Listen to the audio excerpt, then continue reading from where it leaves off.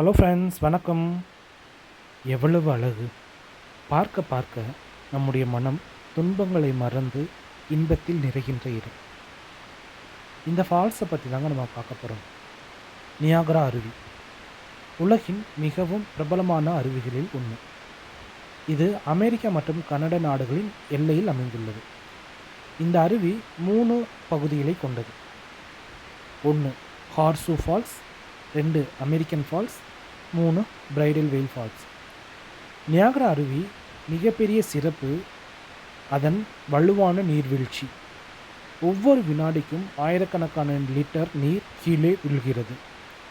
இது ஒரு அழகான சுற்றுலாத்தலமாக மட்டுமல்லாமல் மின்சார உற்பத்திக்கும் முக்கியமாக பயன்படுகிறது. இயற்கையின் அதிசயமான அழகை காட்டும் நியாகரா அருவி உலகம் முழுவதும் உள்ள மக்களை ஈர்க்கிறது. நியாகரா அருவி எப்படி உருவானதுன்னா, நியாகரா அருவி பனிக்காலத்தின் முடிவில் சுமார் 12,000 ஆண்டுகளுக்கு முன்பு உருவானது.